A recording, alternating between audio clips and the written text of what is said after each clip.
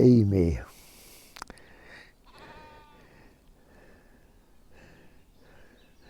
Some 35 years ago, believe it or not, I also worked in a caf, as I was cook. It wasn't probably as big as yours, or as noisy, but it was certainly not like standing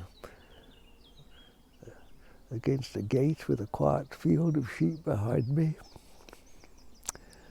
It was actually in America, in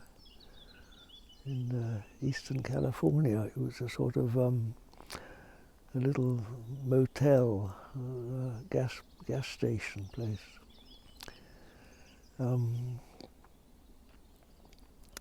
How did I manage? Well, perhaps not much better than you, my dear. But I can't really remember, but I'd already been meditating for some 25 years or so.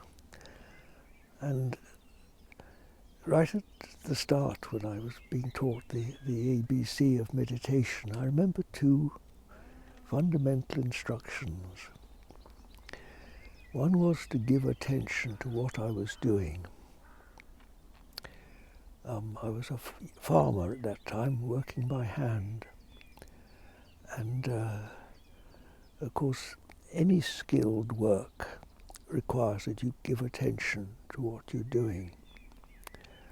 In the case of farming, it was usually working with some sort of sharp tool. But that can be extended to anything whatsoever, even tapping with your fingers on a typewriter. And certainly cooking is a very good example when you're cutting up vegetables or stirring something in a pot. You can watch what you're doing. And if you watch, the trouble with watching is that most of us think we watch what we're doing, but we watch with half our attention. If you watch with 100% attention, which requires quite a bit of it needs really practice to give 100% attention, you'll find that your mind is completely quiet and has no spare attention to give to criticism or justifying or commentary on the circumstances that surround you. So your mind will be at rest, just through the simple practice of giving attention to what you're doing.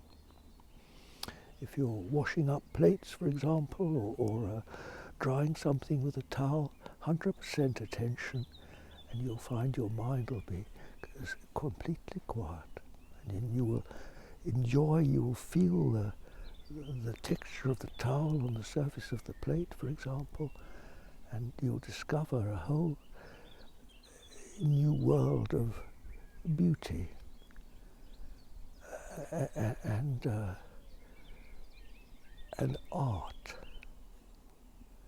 in the simplest and most mundane of activities.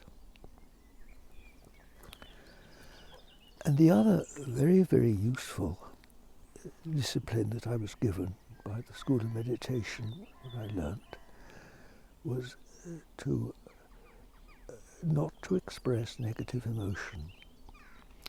In other words, not to criticize or to judge.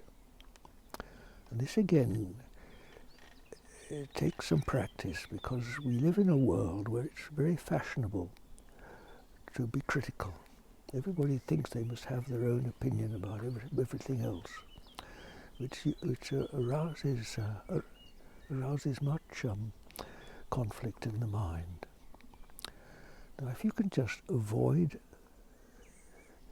criticism of what's going on around yourself, just accept it. Just accept it, that's the word. As simple as that. Then you'll find you're completely happy and have no wish to change anything. So once again, your mind will naturally be quiet, at rest. and you won't be wasting energy, pouring it out in negative emotion. They are, my dear, utterly simple, but it's taken me a lifetime's practice. I still can't say I'm 100%, but I try.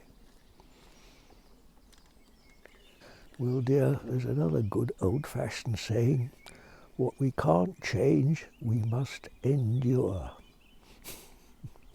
And much of life's like that.